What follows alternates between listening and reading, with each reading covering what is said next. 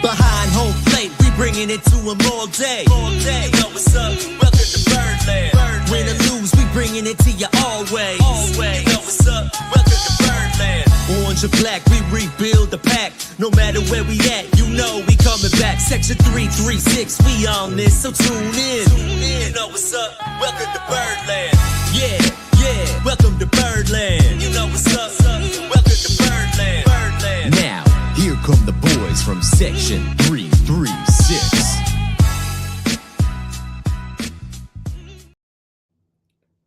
Ladies and gentlemen, boys and girls, Baltimore sports fans of all ages, welcome to Section 336, Next Generation of Baltimore Sports Talk.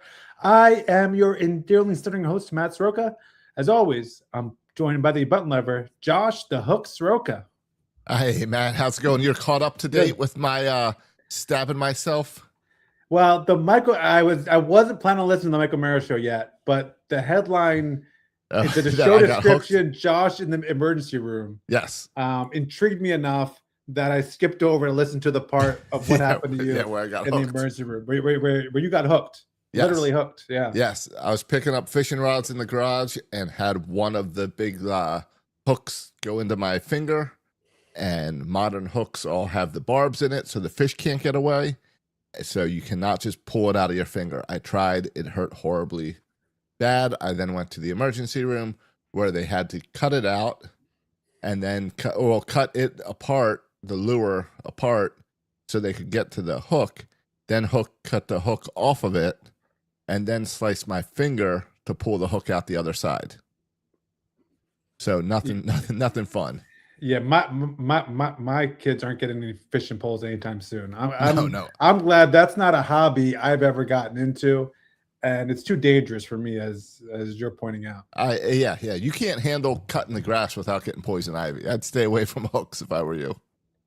Hey, I saw what. So what happened? You have stitches, or butterfly, or just tape it up, or sometimes they do glue. Did they glue it up? Nothing. Okay. Let's see. You can see it. Just a Band-Aid. It was wrapped. Oh, that little boo boo. Oh, yeah, like a paper cut. Yeah, it still hurts. It was a much bigger bandage until today. I was allowed to switch it to a Band-Aid. That's a typing finger right there, too. Oh, even worse, it's the Touch ID finger for like unlocking my computer.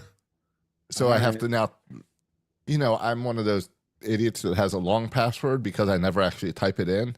And now I have to type it in. That's a bummer. That's a bummer there. Every time I have to get onto my computer, I now have to type, please come back, Peter Angelos 2024. Every time. My last time to the ER was with the poison ivy. When Dietrich Enns was announced, he's on the IL with a foot infection, and my immediately mind went to that's what I had. I had poison ivy and I got infected. Maybe he has a bad case of poison ivy in his foot. I don't think so, but maybe. Manager Albee said it looked gnarly. My foot looked gnarly too when I had poison ivy. I think it could have been it, or he stepped on a fish hook. Those are both possibilities. It could be. There's no details. It could be. There are no details. Yeah. I guess an infectious foot that is gnarly could easily be poison ivy. You are correct. I just don't know how he would run into poison ivy on his foot. Maybe he's just doing some yard work. Wow.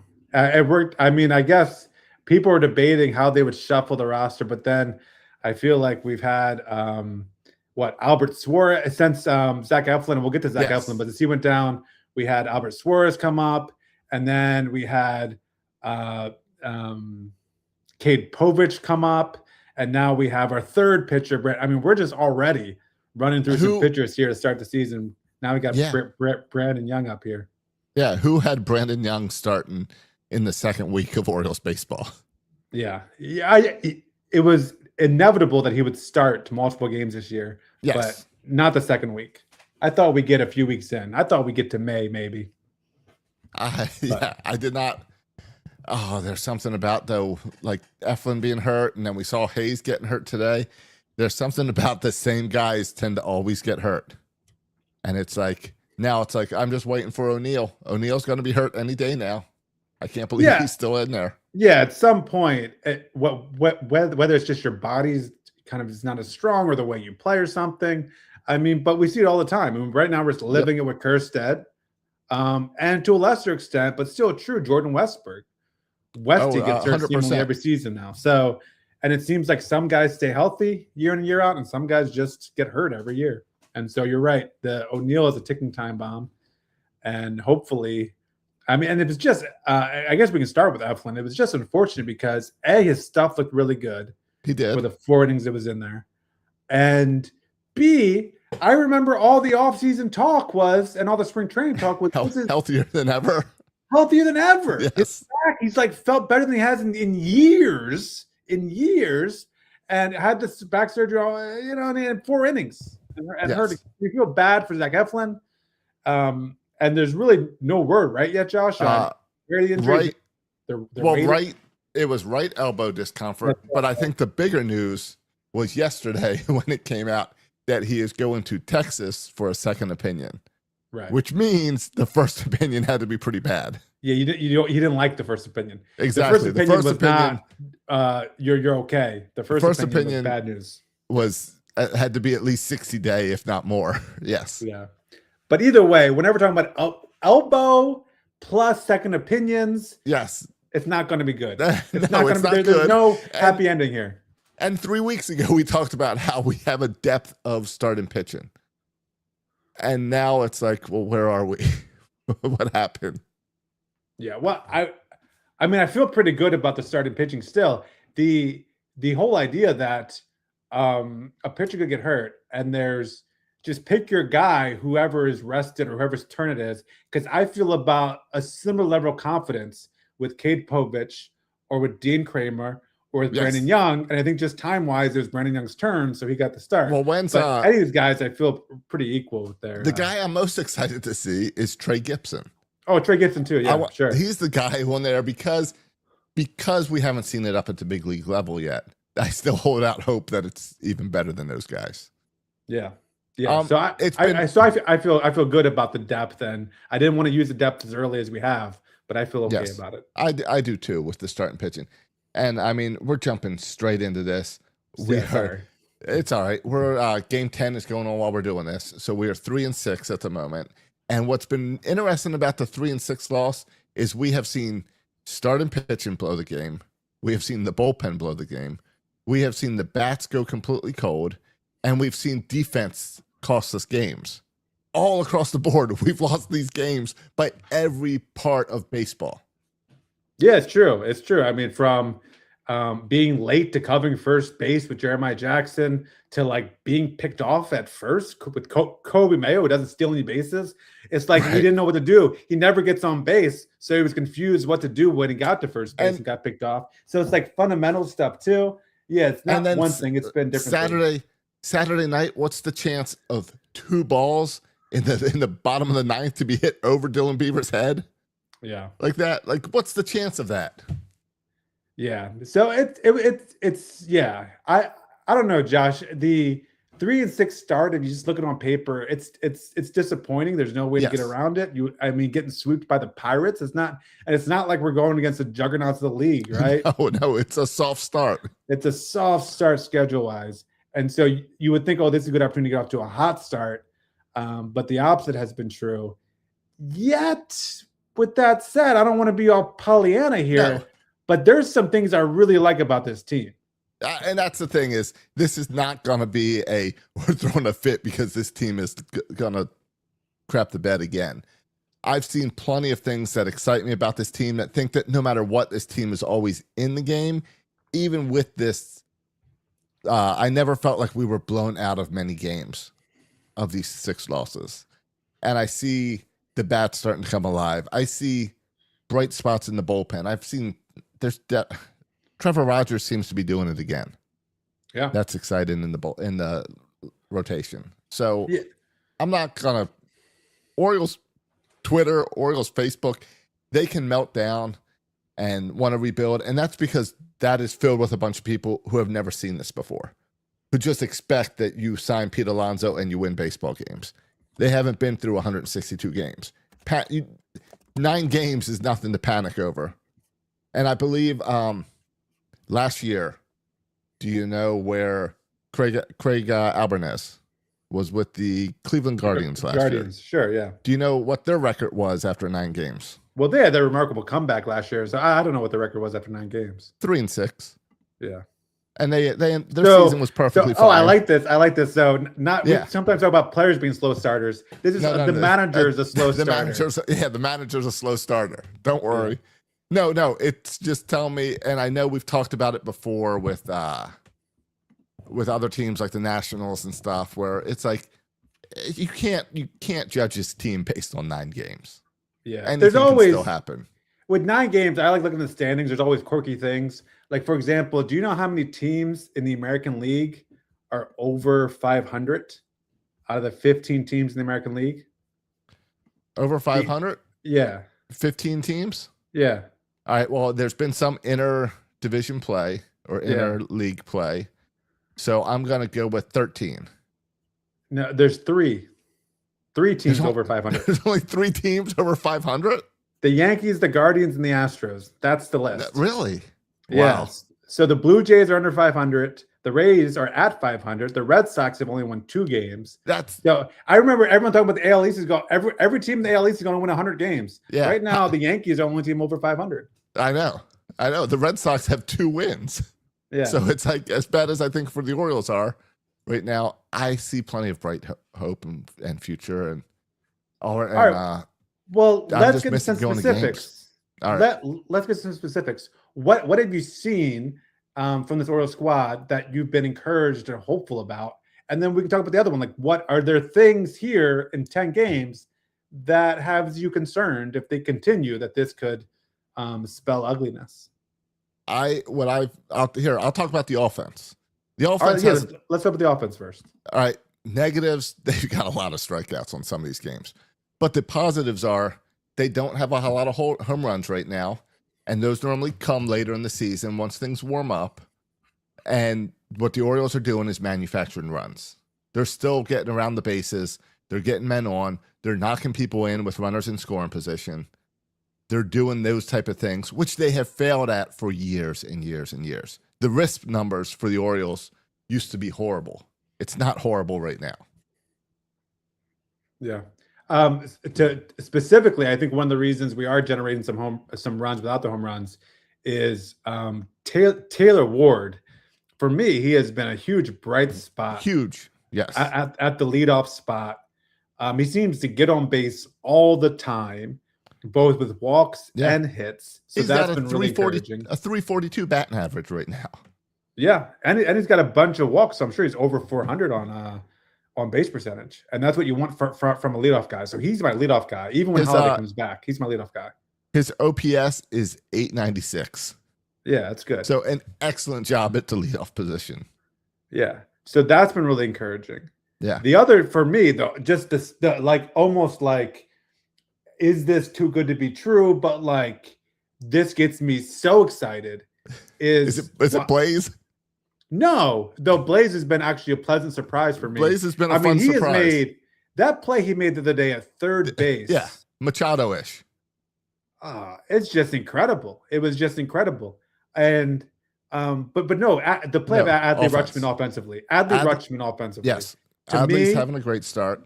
He looks so good, Josh. He looks so good he's hitting the ball hard and also plate discipline. Yes, Josh. How about this? And you talked about the strikeouts so far in this season. In 22 at bats, 5 walks, 2 strikeouts. Just 2 strikeouts.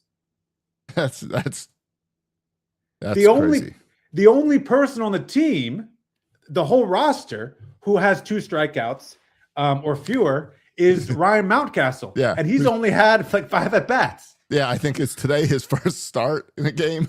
I think it's the second one. Yeah. So Adley Rutschman, whenever you have more walks and strikeouts, you're doing something right. So Adley's off to a great start, hitting the ball hard. Has had 22. Adley has had 22 at bats. Ryan has had 7 at bats. So 3 times the plate appearances for the same. Yeah. And now Adley has 4 doubles. He's hitting the ball hard. So I'm so pumped about what I'm seeing from Adley. Are you concerned that the power guys are leading in strikeouts. That Alonso and Henderson and Basalo are up there in strikeouts with 13 and 11. Yeah, I mean, this is. Did you mention Gunnar Henderson as well? Yeah. Yeah, 13 strikeouts, but he hit his third home run tonight. yeah, And he's leading the team in RBIs, which means he's getting hits when guys are on base. yeah. So I think, I mean, this offense, the thing holding this offense back right now, I think, is Gunnar and Alonso. Like, they haven't gotten going yet. Right. And it's hard when you're the middle of your 2-3 guys haven't gotten going yet. And so Pete Alonso, I think, is famous for slow starts. So I'm confident that both Gunnar and Pete will get better. And when they get better, I think this offense will really start to roll. And so I'm not concerned. I mean, Pete Alonso has too long of a track record. He's gonna hit a bunch of home runs. I know he only has one so far, and he has a lot of strikeouts, but he's gonna start hitting. With as well as he is hitting, Rutschman. Yeah. Would you, if you were Craig, would you swap him and Pete and put Pete behind him? Because you put Peter behind him, even with Pete struggling, that's even better pitches coming to Adley. Because you don't want to fade Pete. I guess, but Adley seems to be doing just fine in the He's doing fine. And if Adley continues to hit well, hopefully Pete will start getting some more pitches to hit. True. And he can take advantage. So, no, I like the lineup construction. I like the top 4 or 5 we got rolling on. So I'm really encouraged. Generally as well. And I like that. And I'm encouraged that the back end of the lineup has not just been a dead area, that those guys are getting on base too. That we've had so many years of baseball where once you get past the 6th batter, it's like, oh, Mateo's not going to do anything. Urias probably isn't going to do anything. And whoever else we have in there. Yeah, we'll see. I mean, it's been a bit of a mixed bag, I feel like. Colton Cowser, Kobe Mayo. Yeah, they're both struggling. Has also struggled. So, but then you've had guys like Blaze Alexander, who's really stepped up. Leody Taveras in his kind of short spots, he's really played well. So it's been a bit of a mixed bag. I am concerned. The 2 players who concern me the most, where I worry is this like going to be an all-year thing, is Kobe Mayo and Colton Cowser. I'm worried about them offensively, if they can turn this thing around. Yeah, because they're at 182 and 211 currently, batting average. And what's interesting is both those guys looked good in Sarasota. So we saw them like spring training. It was something to get excited of. Oh, these guys are looking okay. And now not so much. So hopefully they can settle down. I can't figure out Kobe Mayo to save my life. He looked great at the end of last year and looked great in spring training offensively. Yes. And I was coming here waving the red flags, defense. The first game of the season, he made like 2 amazing defensive plays at opening day. That first series, he made a few, Yeah, and his defense has been okay. He's made a couple bad plays, but for the most part, been fine. He's been better defensively, but worse offensively. It's like he switched bodies or something. Like I thought, okay, we can put up with the bad defense for the good offense, but now we're putting up with the bad offense for okay defense. Right. But Josh, when Blaze Alexander plays third base, it's a pretty significant upgrade over Kobe Mayo. It is. So Kobe Mayo needs to make up for that at the plate. Good offense. Yes. And I'm worried that when Jackson Holiday returns, which will be soon, that if Kobe Mayo is not producing offensively, it makes sense that Blaze becomes almost the everyday third baseman, right? And with Jackson at second. Maybe if Blaze can perform offensively and be okay. As of so far, he's played really well. I mean, it's going to be interesting because I thought Jackson Holiday might come up today. I thought they might have sent him to Chicago. But clearly they're going to wait until Friday when the team's back home at this point. And that means they got to – I imagine Jeremiah Jackson is playing tonight, but I imagine that he's going to be the guy out. You think so? I mean, it's really him or Ryan Mountcastle. You don't think Kobe Mayo is on the bubble? I don't think Kobe's on the bubble. Though, here's what I would say. Kobe's got options remaining. Right. So I could also see the argument of, hey, go on down and get hot, and then we'll bring you back up. Right. I could see that as an excuse. Yeah. I mean, Masson today showed a pretty remarkable stat that we had like 4 guys in the top 8 in all of baseball, in terms of just trying to figure out how to word this in terms of how did they have in the graphic in terms of other teams throwing off speed pitches to our guys. Like, for example, Colton Cowser is number 1 in baseball for seeing off speed pitches. It's something like 45% of the pitches thrown to Colton Cowser are off speed pitches. And he just can't hit him. And he can't hit him. And Gunnar Henderson's on that list. And Colton Cowser was on that list. And Dylan Beavers was on that list.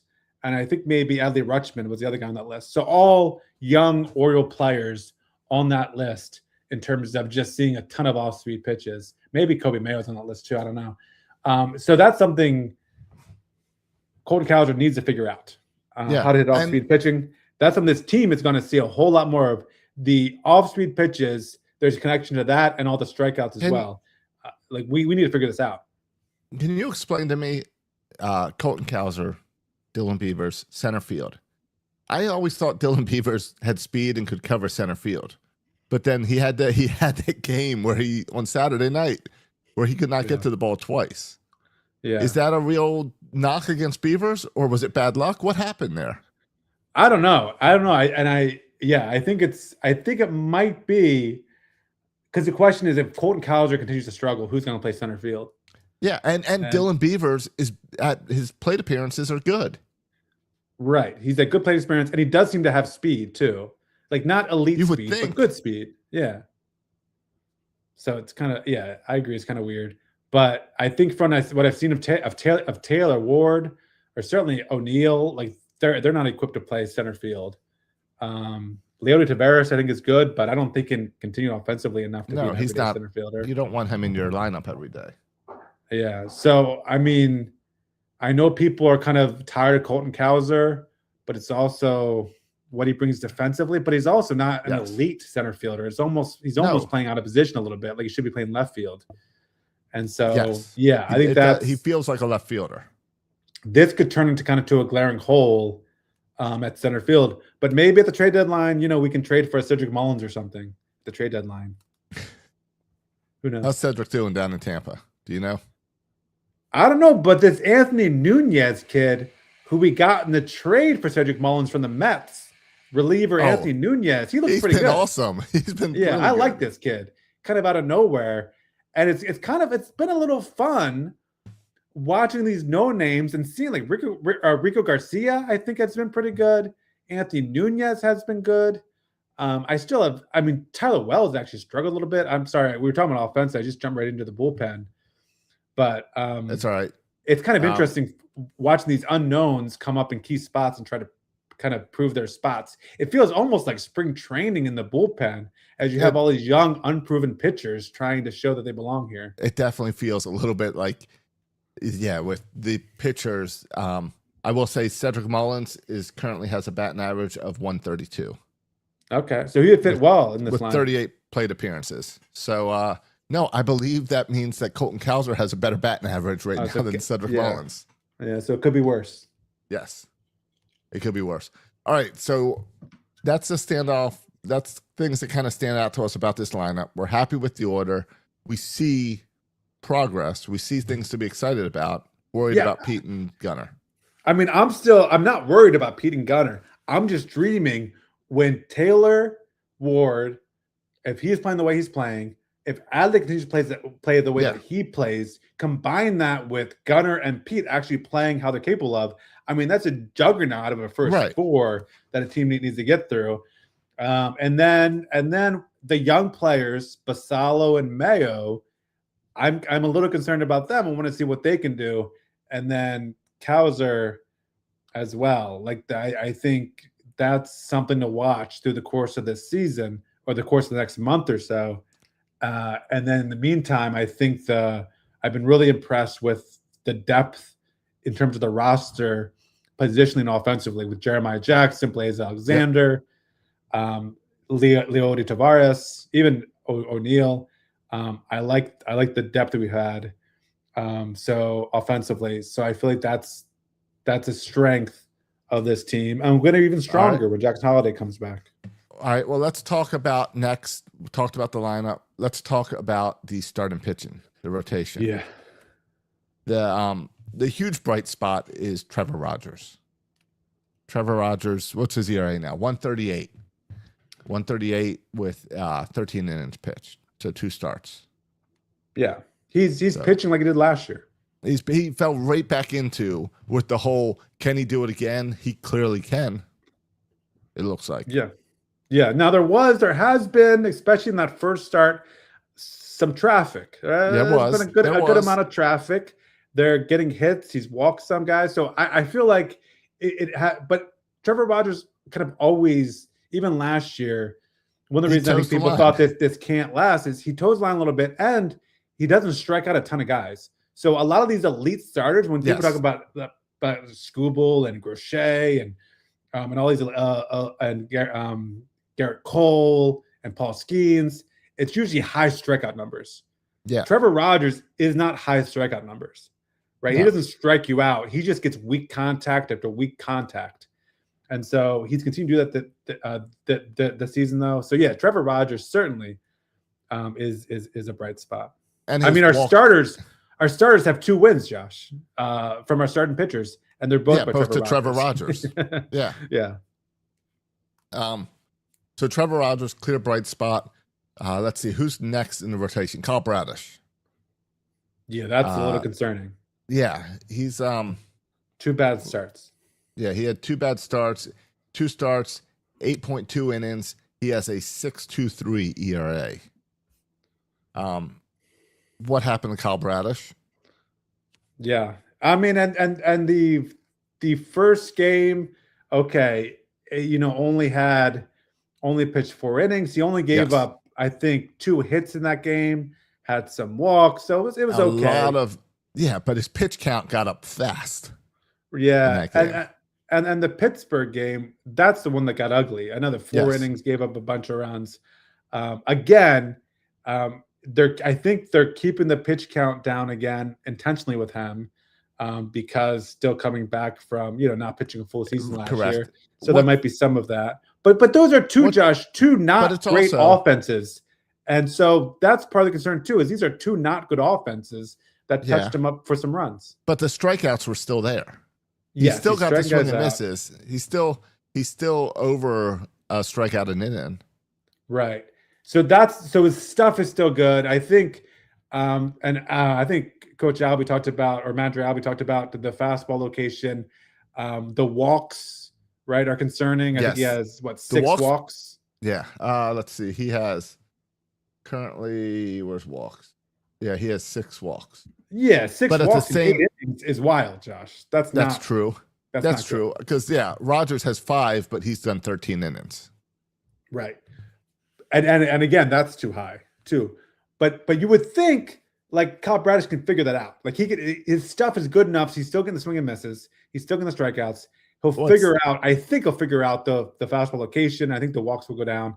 So I'm still optimistic and high on Kyle Bradish, even if it's been a rocky 2 starts. Yeah. What's interesting is Bradish's pitch per start is averaging at 82 pitches per start, but he's only lasting like 4 innings a start.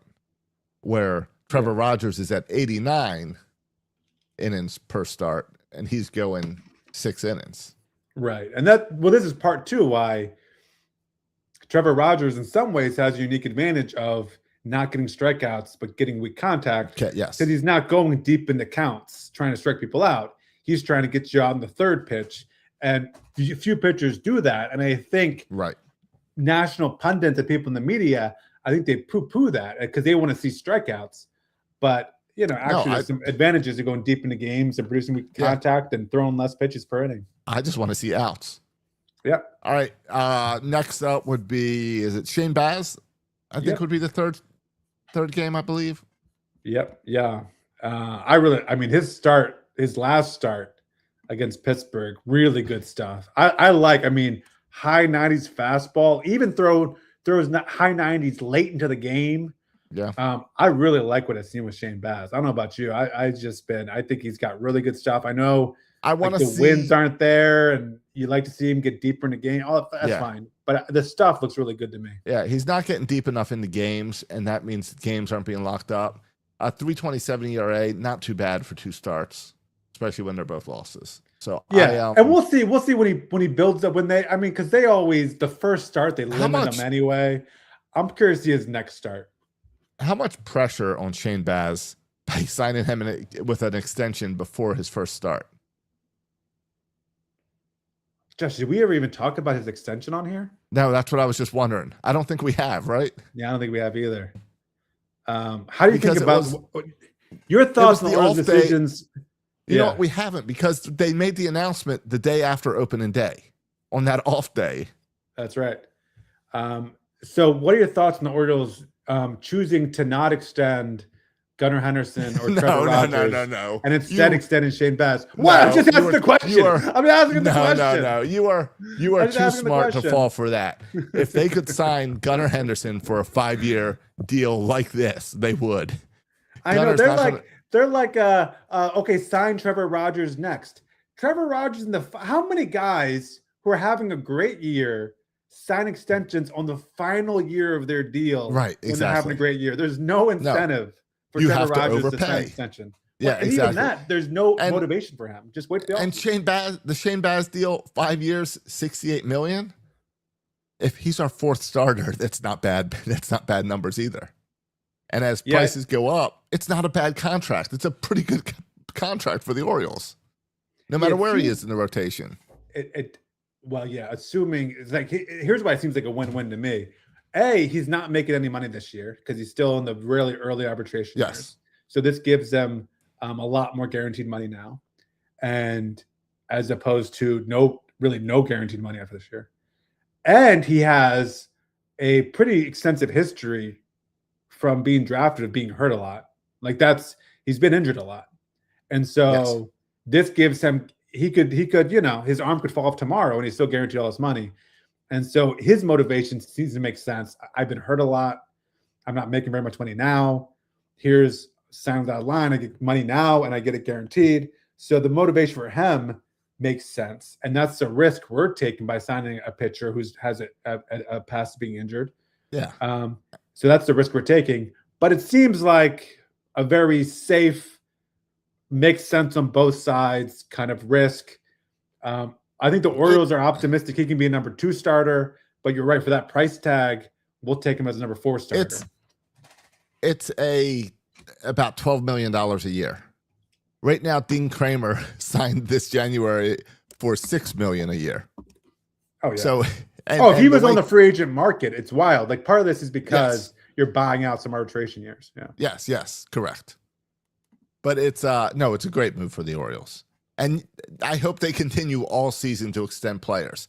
We all want Gunnar Henderson extended. That's a ton of money. I think the Orioles actually are going to do it. I think they're going to figure it out. Because I think you need it for your reputation. I think you need to show that you can do it. And there's no one else that can fill that void. And you don't want to be, well, that's the team that let Manny go, and now they're letting Gunnar go.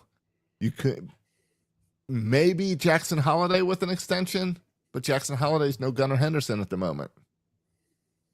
Yeah, and I think you need it too, just from a logistical standpoint in your bullpen. I mean, you can't keep on doing this 1-year deal like we're doing this year with Bassett and Eflin. We did it last year. No, you need to know. Morton.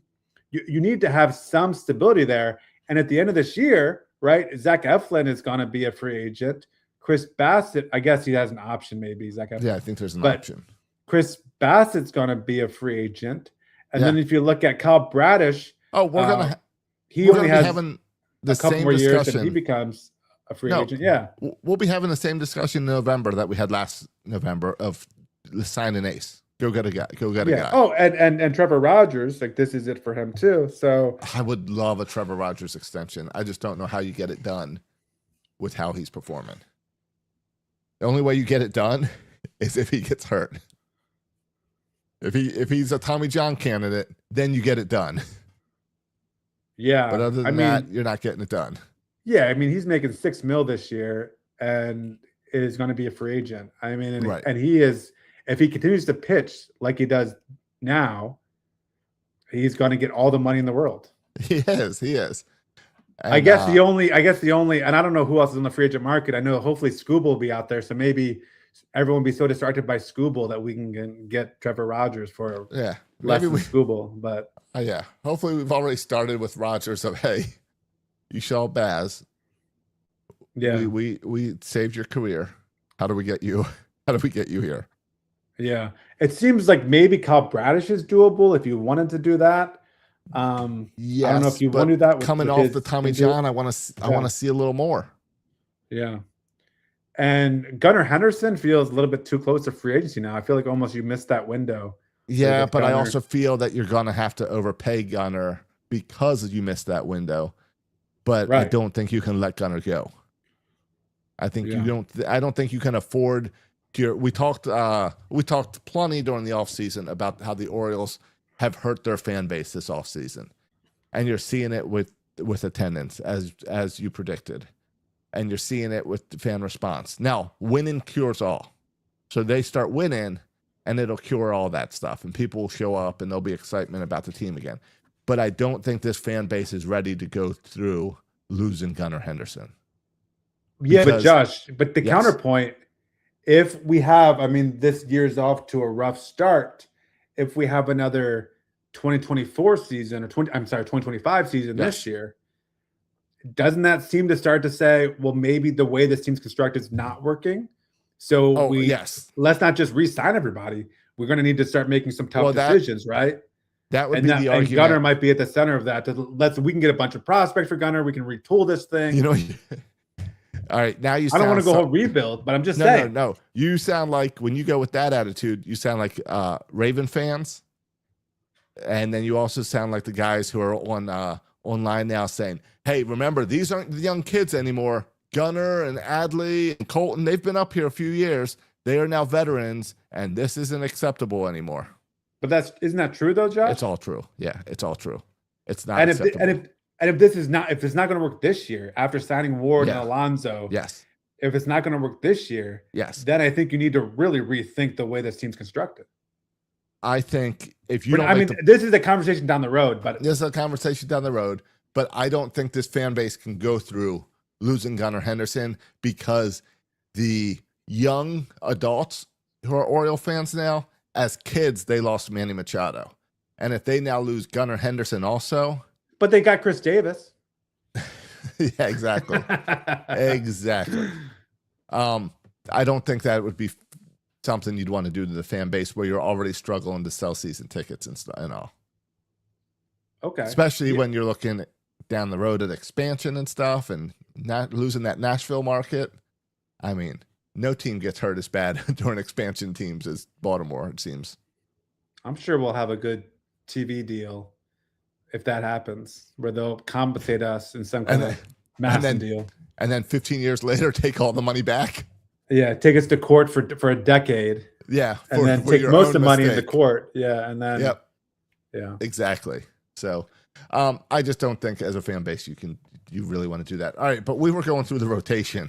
Yeah, sorry. I got distracted. So we went through Bradish, Baz, Rogers. So next up is Chris Bassett. Oh my gosh. Josh, is this I mean, I know everyone is saying Charlie Morton 2.0. But it's pretty reminiscent.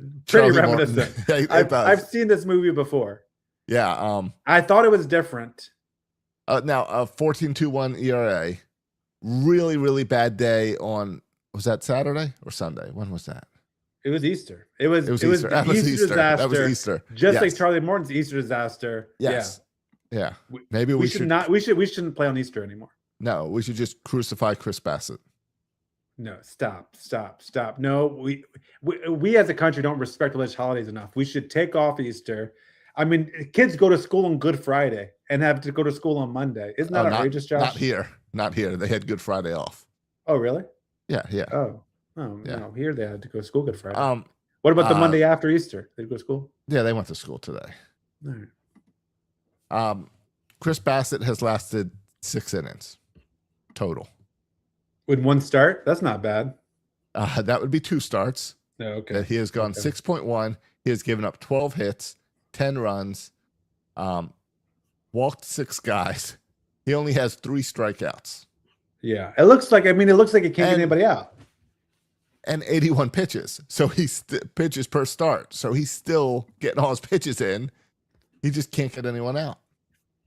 Yeah, like he's a gamer. He'll go out there and he'll continue to throw even though he stinks. But yeah, and again, this was his terrible game on Sunday was against Pittsburgh, right? It's not. Right. I mean, it's not the Yankees here, right? It's not the Dodgers. It's Pittsburgh.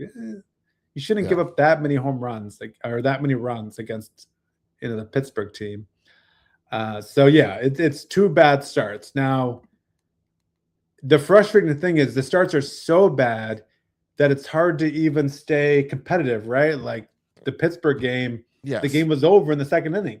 It was. And at least like give your team a chance to stay competitive. So how many uncompetitive appearances can you put up with Chris Bassett for? And I mean, one would argue the leash was way too long with Charlie Morton, but we have some better options this time around. So we don't need to have a long leash with Chris Bassett, but we also are paying him a good amount of money. Yeah, I think it's interesting with Chris Bassett because of the Zach Eflin injury. Means he bought himself a little bit more time. Yeah, but we still have some good guys. I mean, you mentioned Trey Gibson, Dean Kramer. Well, today we put Brandon Young on the mound, and I know it's the White Sox, right. but he went 5. Pittsburgh. He went 5 scoreless innings, right. So that deserves another start. You would think. Well, yeah. Well, and Zach Eflin not here, so he'll get another start. Yeah, exactly. Like that deserves for him to hold down that 5th slot. Yeah. I mean, Bassett's getting at least 2 more starts. You think so? Povich is now on the team. Do you think? I think he's on the taxi squad. Maybe. Do you think he pitched well the other day? Do you think you swap the roles of Bassett and Povich? Is there any temptation to make Povich the starter and put Bassett as long relief until he figures stuff out? I think you have to. I think you have to figure out why Chris Bassett's so bad. And I think if it was something obvious, then you would have sent him on the IL for 15 days after that start on Sunday. Yeah. So I think they're trying to figure out what to do with Chris Bassett because they know he should be better than that. And he has to be. Yeah. Yeah. It's interesting. We were singing the praises of the 2 veteran leaders, Alonso and Bassett. And like props to them. I'm sure they're great clubhouse guys and veteran leaders, but they haven't produced yet. So still waiting. Well, and at some point you have to produce, and you can't be the one like talking a big game, but then not showing up. Yeah, you can't be the guy to be like, then you can be a bench coach or a manager. Yeah, right. You can't say, guys, we got to take this serious, and then walk 4 guys. You can't do it.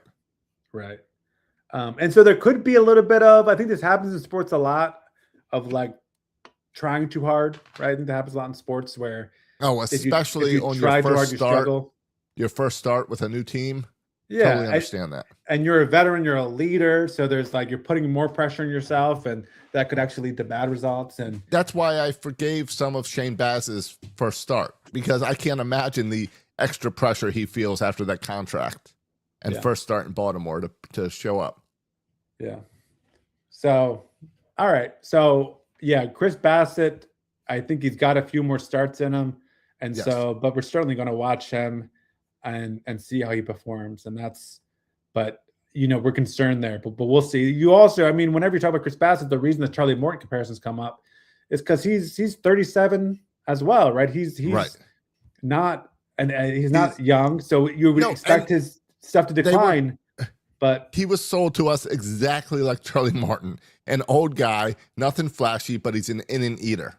Well, this guy's not eating any innings. Right. You got to get outs to eat innings. You can't. I mean, he can throw 100 pitches, but you got to get outs if you want to pitch past the 2nd inning, even with 100 pitches. Right. Yeah. All right. How about the bullpen? Well, we already talked about Eflin as the 5th starter. Yeah. Oh, yeah. And Eflin pitched 3 innings and went on the IL. So he looked good for those 3 innings. His stuff looked really good. But it did. Disappointing. The second doctor really concerns me, or the second opinion. Yeah. But an opportunity for Brandon Young, and certainly made the most of it today. stepped up today. Yeah. Yeah, and watch Dean Kramer and Trey Gibson in the minors, and we'll see what happens with Kapovich. But we have some options there too. So I think like this team is positioned better than previous teams to withstand an injury to certain pitching, as long as it's not Kyle Bradish, Trevor Rogers. I think because we don't have a replacement for a 1 or 2, but we have replacements for a 4 or 5 starter. Like I need Shane Baz to stay healthy too. Let's keep the top 3. All right, top 3. I'm all right with rotating 4 and 5. All right. Deal. All right. Now we get to the bullpen. Yeah, bright spots in the bullpen. Well, we talked about it before when we talked about the bullpen. Anthony Nunez, seems to have some really good stuff. He does, but he lacks experience. Yes. But he's not the guy. He's not the flashy guy in the bullpen for me. The guy that's the most fun to watch. Really? Who you going with? Rico. Oh, Rico Garcia. Yeah, Rico. He hasn't let up a run yet. He's pitched in 4 games. Yeah. Okay. 4 games, 3.2 innings. Yeah. And he has let up no hits. Nothing. Yeah. His stuff has been filthy. Yeah, I like Nunez. I like Garcia. I like Helsley. I know he lost that tied game for us, but he throws hard. I like Helsley. And I feel like Beavers could have caught one of those. Yeah. And I feel like he's a legit closer. So I like Helsley. So I think those are. Yeah. Seems like a closer. You're right. Yeah, he's done it before. So Nunez, Garcia, I think I need to see more of them in tight, high leverage spots if they can hold up. But certainly good starts for Nunez and Garcia, and Helsley seems good. So I feel good about that. Even Albert Suarez coming in, holding his own. I thought he did pretty good for 3 innings. Yeah, he's fine. I mean, I feel like he's 50 years old, but maybe he's not that old.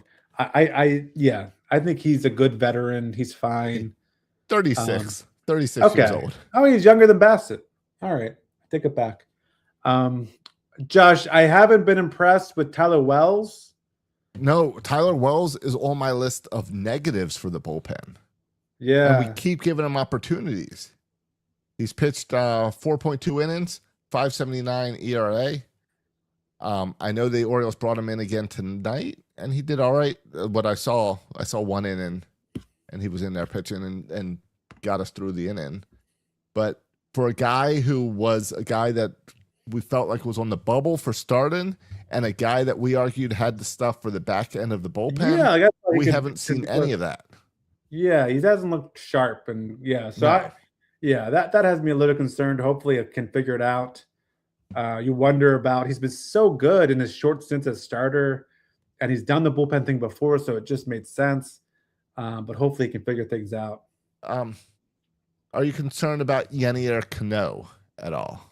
It's interesting. It seems like already in the high leverage situations, they're turning to Nunez and maybe even Garcia. Yes. And certainly if it's a lefty, Wolfram against lefties more than Cano. I'm a little bit surprised with the usage of Cano. And I'm curious to see if that it extends going forward. But we were a little. I mean, I thought he was on the bubble to even make the roster after struggling last year. So yeah, I was concerned. I need to see more. I need to see more of Cano. Well, then that's my concern. Is I was concerned with Cano the second half of last year, and from what I've seen so far, it looks about the same as the second half of last year.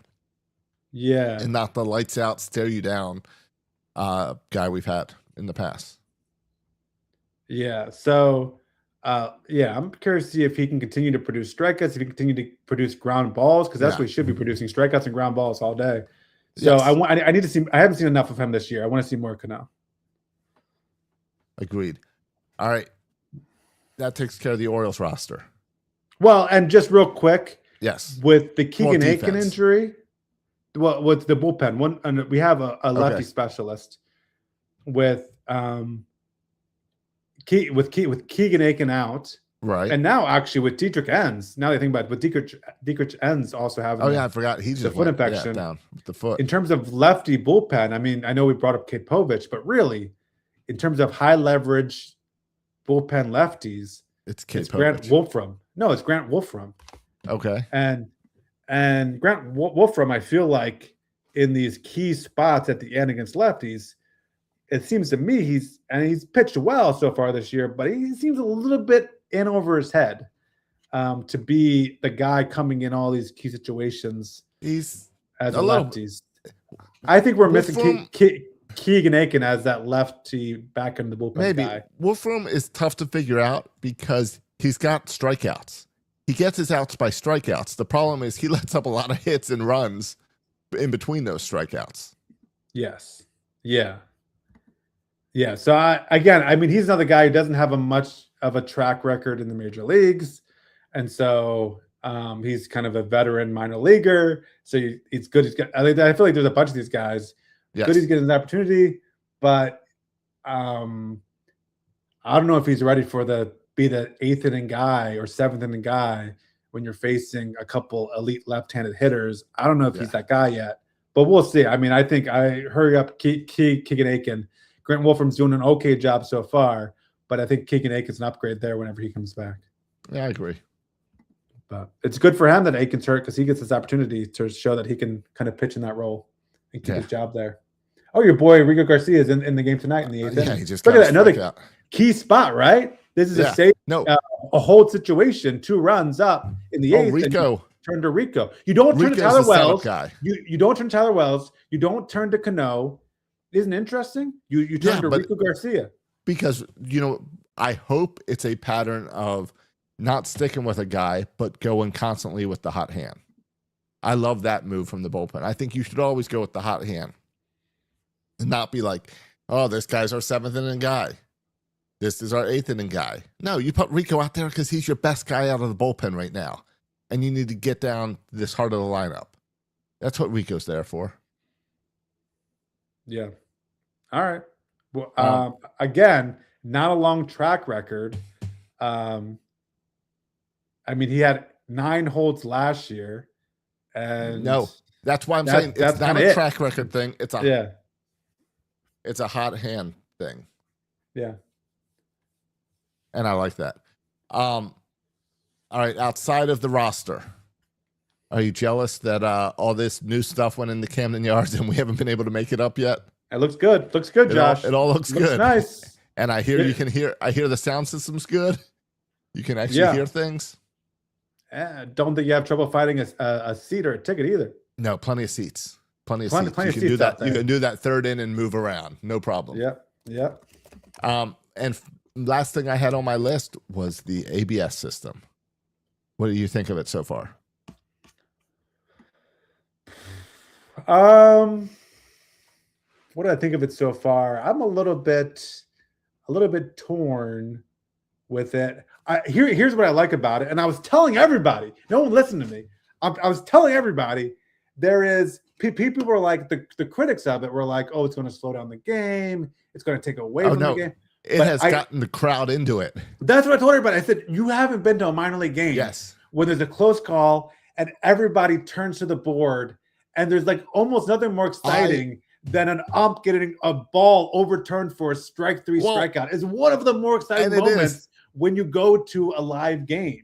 It doesn't feel the same on TV. Live, though, it's compelling on that new huge Orioles jumbo screen to see a call overturned in your favor. It's a crowd exciter. What's great about it is they don't tell the umpire ahead of time.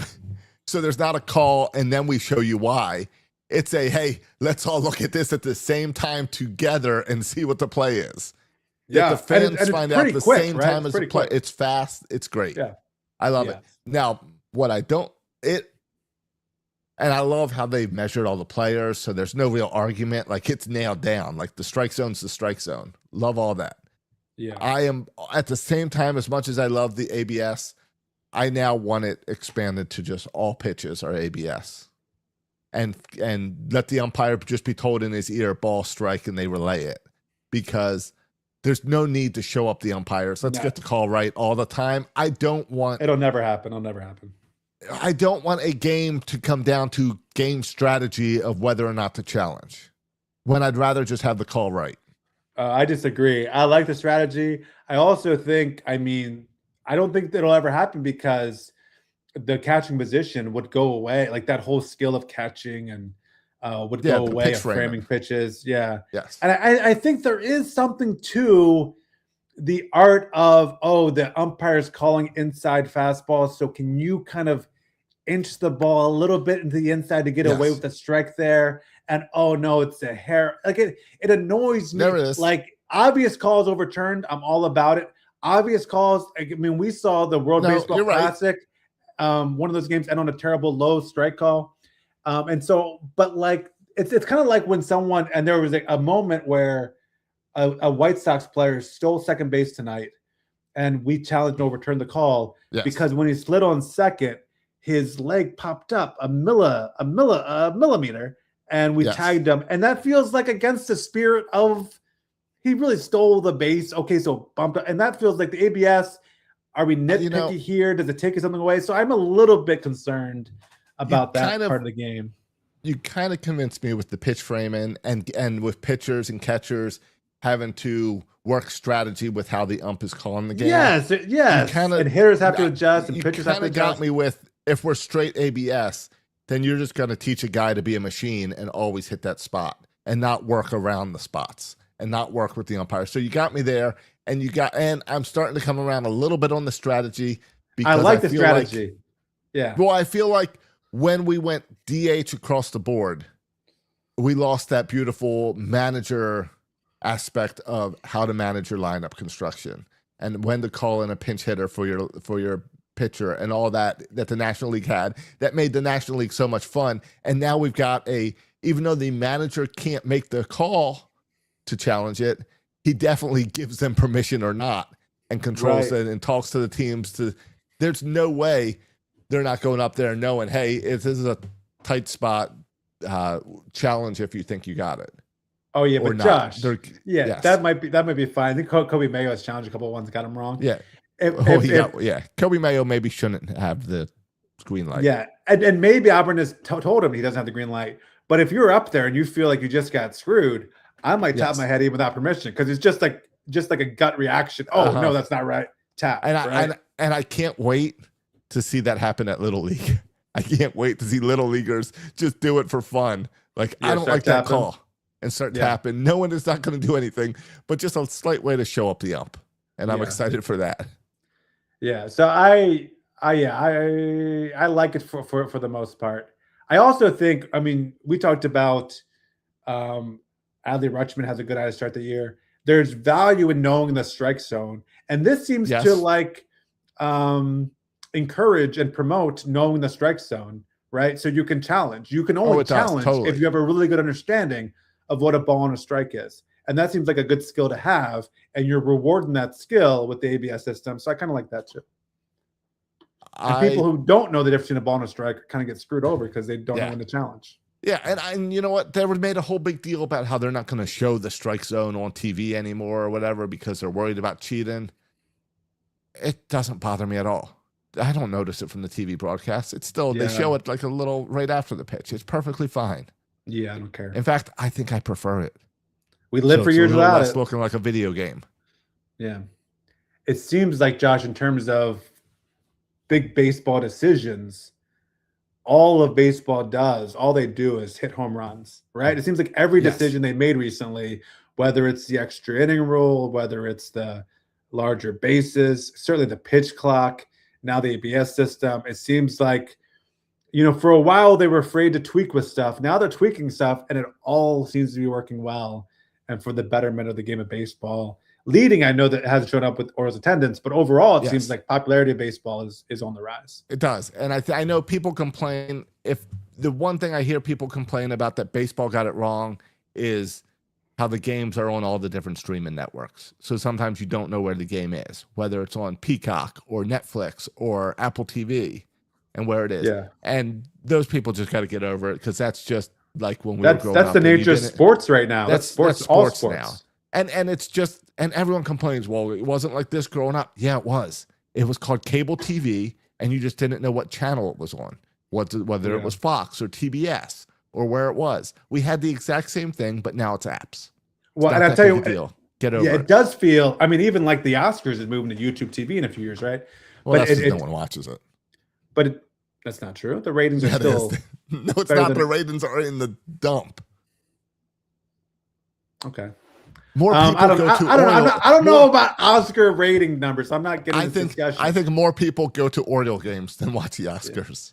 But the reality of it is, I get frustrated having to pay for all of these streaming channels. But the reality of it is, our parents were paying more for cable, honestly, than I'm paying to stream these 3 or 4 separate things Yeah, I'm it was. streaming and Yes. canceling. So I'm not. I mean, people who do cable are paying over $100 for cable. I'm Right. not doing that with the streaming. So this Friday, here's your heads up. This Friday, the Oriole game is on Apple TV. So I can't watch it on the MLB app. It's as easy to find as any of the other games. Just get your mindset right. And I don't want to hear you complain about where's the game? Why is it on Apple TV? I don't have Apple TV, Josh. Will they give me a Deal free? with it. Will they give me a free trial? I think they give you a free month or something. Okay. Let's see. The Orioles are on Apple TV this Friday, and then they're also on it on when? May 22nd. They're smart. See what they're doing there? They put you down April 10th and then May 22nd, so your free trial is going to expire before game 2. They're gonna get you. You're gonna have to pay that $7. You know who got me recently? Is Fox One got me because I signed up for a. No. HBO got me with the March Madness, but the Fox One got me with the World Baseball Classic because they gave you a 7-day free trial, and the World Baseball Classic was like 13 days. I know, so I got all the way to like the quarterfinals. Like, well, crap! Now I have to pay to get the quarterfinals. Yes, I watch all these pointless games. Thankfully, YouTube TV had FS1 for me, so I was okay. All right, but yes, yeah, all right, yeah. Well, and March Madness got better because all you needed was HBO and Paramount. You didn't need the TBS, the TNT, because it was all on. It got a little HBO. easier. Yeah, correct. Some of the second easier. Yeah. But it is. I don't know. I think, especially if you grew up watching TV a different way, I get the complaining about all the streaming. I get it. I get it for the older people. The younger people, you're just cheap and annoying. Now, I will say at the same time, MLB TV, an amazing product. It's always the best product. They've always been ahead of the game with streaming, but it's time to have 0 blackouts. I don't care if the game's on Apple TV. I should still be able to watch it in the MLB app because I pay you. Yeah. And that's how it is. I watch, I'm really into the Atlanta Hawks season. They're having a great season. And even when their game is on ESPN and NBC, they're still on their local Hawks network too. Exactly. And that's how it should be. And I know it's like TV, they sign these 20-year TV contracts, so things got to expire and all. And we'll get there eventually. But that's how it should be. Yeah. And it seems like with baseball and basketball and hockey, it's reasonable. And maybe it's just the nature of the sport where you watch, there's just so many games. But it seems like it's reasonable to get these streaming services. Football, the one that still seems a bit unreasonable. Football's the amount of money it costs to watch a football game. Football is ridiculous. And how they limit the options of how you can watch Baseball, if you want to watch just the Orioles, yes, and you want to watch all the Oriole games, it's $99. Yeah. Or you can get all of Major League Baseball for like $150. Yeah. And NBA is similar. NBA is similar. I think I pay. Those are great. Yeah, it's a similar price for NBA. Yeah. Yeah. Football just has to get out of their own way. Yeah. It's silly. And there should be a way to just watch all Ravens games or something, right? There should be. There won't be. Yeah. I don't know. I heard Dana White, the president of the UFC, talk about this because they recently made a deal with Paramount. Okay. I believe it's Paramount or HBO, one of those, same company. You know what you can also do with these streaming services? I just did with Paramount is I got the Paramount for the Olympics. Yes. And then I went to cancel Paramount and I was paying $10 a month. And they said you can keep Paramount for Peacock. I think Peacock was the Olympics. Yeah, Peacock. That's what I'm talking about. Right. They said you can keep Peacock, the NBC. You can keep Peacock for $2.99 for the next 6 months or something. So sometimes when you go to cancel, good deals. They'll get you a lesser price. Anyway, you were saying about Dana White. Well, and Dana Paramount. White said they recently made this deal with Paramount, and they said That makes more sense, Paramount, for Yeah. Dana White. and yeah. they said what politically CBS. Oh yeah, politically it makes Yeah, more yeah. sense. Yeah. Yeah, I got you.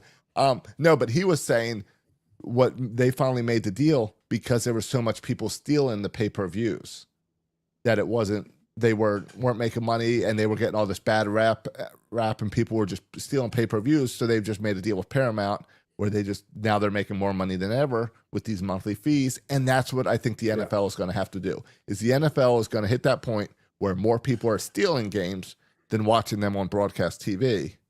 And they're going to be like, well, we just got to fix this and give a reasonable price to make it so it's not worth stealing.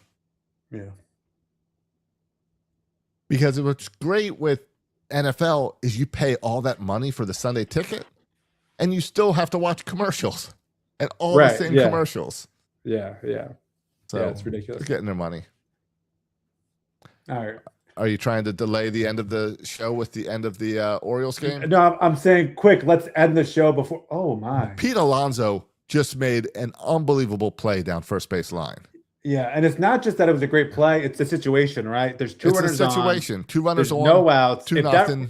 If that gets past him, we're talking about a tie baseball game. Exactly. Here. But he stops it and gets an out, and so now there's runners on second and third. I kind of want to end the show, so if things get ugly. We don't have to talk about it live here. Yeah, so we're not. Yeah, we've had a good show.